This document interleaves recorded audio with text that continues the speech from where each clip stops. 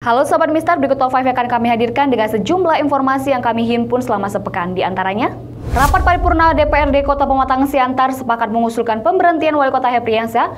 Rapat paripurna yang telah lama dinanti ini sempat menimbulkan polemik di tengah belum dilantiknya Susanti Dewayani sebagai pemenang Pilkada pada 2020 lalu. Rapat paripurna DPRD Kota Pematang Siantar akhirnya menyetujui usulan pemberhentian Wali Kota Pematang Siantar Hepriyansyah dan Wakil Wali Kota Togar Sitorus menjelang berakhirnya masa jabatan Wali Kota dan Wakil Wali Kota Pematang Siantar periode 2017-2022. Selanjutnya akan disampaikan oleh pimpinan DPRD Kota Pematang Siantar kepada Menteri Dalam Negeri melalui Gubernur Sumatera Utara. Saat ini bagian otonomi daerah Biro Pemerintahan dan Otda Setda Propsu tengah memproses usulan tersebut untuk kemudian diteruskan ke Menteri Dalam Negeri. Pelantikan kepala daerah di Siantar memang menjadi polemik. Dalam SK Menteri Dalam Negeri, jabatan Wali Kota dan Wakil Wali Kota Pematang Siantar berakhir pada Februari 2022. Sementara Mendagri sudah menerbitkan keputusan Menteri Dalam Negeri nomor 131/21354 tahun 2021 pada tanggal 23 Februari tentang pengesahan pengangkatan kepala daerah dan wakil kepala daerah hasil pemilihan kepala daerah di kabupaten kota di Sumatera Utara. Telah menetapkan Dr. Susanti Dewayani sebagai Wakil Wali Kota Siantar terpilih hasil Pilkada serentak tahun 2020. Dengan adanya surat keputusan rapat paripurna oleh DPRD Siantar, maka proses selanjutnya sepenuhnya menjadi kewenangan Menteri Dalam Negeri. Saat ini Wali Kota Pematang Siantar Hepriyansyah sendiri menghargai keputusan DPRD Pematang Siantar yang menurutnya memiliki hak konstitusi. Namun saat ini dirinya mengaku akan mengikuti regulasi yang ada. Sementara pada dana APBD Kota Pematang Siantar tidak dicantumkan dana kompensasi Wali Kota Pematang Siantar. 11 anggota Polres Tanjung Balai yang menjual 19 kg sabu terancam dipecat. Penjualan sabu oleh para oknum polisi yang telah berkomplot tersebut mendapat uang miliaran rupiah. 11 anggota Polres Tanjung Balai yang menjual 19 kg sabu terancam dipecat. Kapolda Sumatera Utara Irjen Pancaputra menegaskan akan menjatuhkan hukuman pemberhentian tidak hormat atau dipecat kepada 11 anggota Polres Tanjung Balai yang menjual 19 kg sabu hasil tangkapan. 11 anggota polisi Tanjung Balai itu diantaranya berpangkat bintara hingga perwira. Saat ini ke-11 anggota Polres Tanjung Balai itu ditahan di lapas kelas 2B Tanjung Balai di Pulau Simardan dan tengah melakukan persidangan kode etik. Dalam waktu dekat, ke-11 polisi tersebut akan menjalani persidangan di Pengadilan Negeri Tanjung Balai. Diketahui Polda Sumatera Utara telah melimpahkan berkas perkara 11 oknum polisi ke Kejaksaan Tinggi Sumatera Utara, termasuk 3 orang warga sipil lainnya yang diduga bandar narkoba. Para tersangka yang dilimpahkan masing-masing 5 orang dari Satuan Polres Tanjung Balai, kemudian 5 dari Satuan Pol Airut, 1 orang polisi Babin Kamtipmas Polres Tanjung Balai. Selanjutnya, 3 orang warga sipil. Kasus tersebut berawal pada 19 Mei 2021. Saat itu Polres Tanjung Balai mengamankan kapal kayu di Sungai Lunang, Kecamatan Kepayang. Kapal tersebut membawa puluhan kilogram narkotik jenis sabu. Kemudian para polisi yang mengamankan barang bukti narkoba tersebut sepakat untuk menjual sabu itu. Penjualan sabu juga mendapat persetujuan Kanit Satres Narkoba Polres Tanjung Balai. Dari total 76 kg sabu yang ditemukan, hanya 57 kg yang dilaporkan, sehingga ada sekitar 19 kg sabu yang dijual kepada bandar sabu. Dari penjualan 19 kg sabu itu, para oknum polisi yang telah berkomplotan tersebut mendapat uang miliaran rupiah. Stasiun Pengisian Bahan Bakar Umum atau SPBU di Kota Medan mengalami kekosongan berbagai jenis bahan bakar minyak atau BBM. Kekosongan ini sudah dialami hampir sepekan hingga menimbulkan keresahan. Selama sepekan terakhir, sejumlah stasiun pengisian bahan bakar umum atau SPBU di Kota Medan terjadi kekurangan stok bahan bakar minyak atau BBM seperti Pertalite, Pertamax ataupun solar. Kondisi ini dikeluhkan masyarakat khususnya bagi sejumlah supir angkutan umum. Ketua DPC Organisasi Angkutan Darat Organda Kota Medan, Montgomery Munte mengaku cukup heran pada pihak Pertamina dalam hal ini untuk pengisian stok BBM yang menyebabkan sejumlah SPBU kekosongan BBM.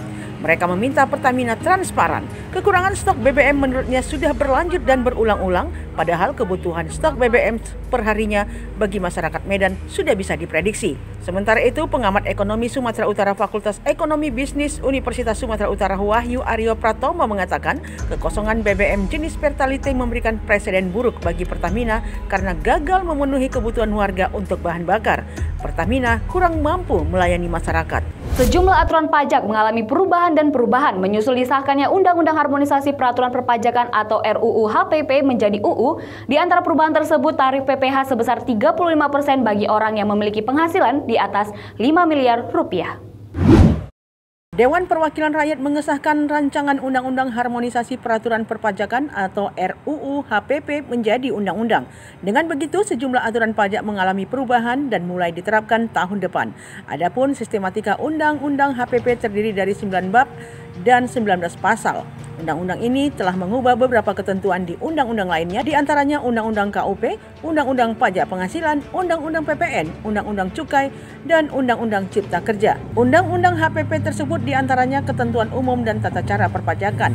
Penggunaan nomor induk kependudukan atau NIK dijadikan sebagai nomor pokok wajib pajak atau NPWP orang pribadi. Dengan terintegrasinya penggunaan NIK akan mempermudah administrasi wajib pajak Indonesia, khususnya wajib pajak orang pribadi. Selain itu, ketentuan terkait pajak penghasilan, adanya penambahan tarif PPh wajib pajak OP sebesar 35% untuk penghasilan kena pajak di atas 5 miliar rupiah per tahun, serta penambahan ambang batas peredaran bruto tidak kena pajak untuk UMKM. Pengaturan ulang tarif PPh badan sebesar 22% dan untuk mendukung penguatan basis pajak. Ketentuan terkait pajak penambahan nilai atau PPN memberikan fasilitas PPN atas kebutuhan pokok jasa pendidikan, jasa kesehatan, jasa keuangan, dan jasa pelayanan sosial. Terkait ketentuan program pengungkapan sukarela wajib pajak, menyusun program pengungkapan sukarela wajib pajak, ini diharapkan dapat mendorong wajib pajak untuk secara sukarela mematuhi kewajiban pajaknya. Penyusunan peta jalan pajak karbon dan pasar karbon bersama DPR, penetapan subjek, objek dan tarif pajak karbon, serta insentif wajib pajak yang berpartisipasi dalam emisi karbon. Yang terakhir, penegasan ranah pelanggaran administratif dan prinsip-prinsip ultimum remedium penyidikan pada tindak pidana terkait dengan penerimaan negara dan kepastian hukum. Diharapkan adanya prinsip ultimum remedium merupakan pendorong restoratif keadilan di bidang pajak. Harta tersembunyi hingga skandal pajak oleh pejabat publik dan pemimpin negara dibongkar dalam laporan Pandora Papers. Merespon laporan itu, sejumlah pemerintah negara di dunia ingin menyelidiki data dan laporan tersebut. Juru bicara Departemen Luar Negeri Amerika Serikat mengatakan Amerika Serikat sedang meninjau penemuan Pandora Papers, tetapi tidak disebutkan bagaimana posisi negara dalam penyelidikan itu, apakah mendukung atau membantah. Kemudian pemerintah Pakistan juga akan mengidentifikasi laporan Pandora Papers yang telah membongkar harta tersembunyi milik Menteri Keuangan Pakistan, Tarin, hingga Perdana Menteri Pakistan Imran Khan. Laporan Pandora Papers juga menyeret nama salah satu konglomerat di negara itu, yakni Anil Ambani. Oposisi pemerintah sempat mendorong pejabat negara itu untuk mundur dari jabatannya sembari melakukan penyelidikan atas laporan Pandora Papers. Pandora Papers adalah 12 juta dokumen yang mengungkapkan aset tersembunyi, penghindaran pajak, dan kasus pencucian uang oleh beberapa orang terkaya dan berkuasa di dunia. Lebih dari 600 jurnalis di 117 negara telah menelusuri dokumen dalam Pandora Papers yang berasal dari 14 sumber selama berbulan-bulan. Data tersebut diperoleh dari International Consortium of Investigative Journalists atau ICIJ di Washington DC yang telah bekerja dengan lebih dari 140 organisasi media dalam penyelidikan global terbesarnya. Pandora Papers yang mengekspos rahasia dari 35 pemimpin dunia, termasuk sejumlah mantan pemimpin negara ataupun yang saat ini masih menjabat. Pandora Papers juga mengungkap aset tersembunyi yang dimiliki oleh lebih dari 300 pejabat publik lainnya seperti menteri, hakim, wali kota, dan jenderal militer di lebih dari 90 negara.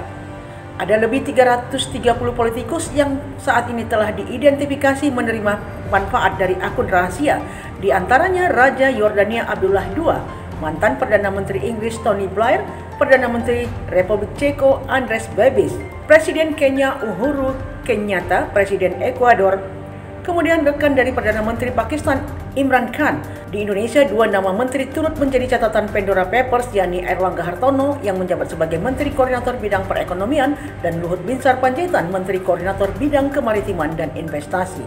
Demikian Top 5 yang telah kami hadirkan. Terima kasih atas atensi Anda. Tetap laksanakan protokol kesehatan. Saya Vanessa Marpaung. Sampai jumpa.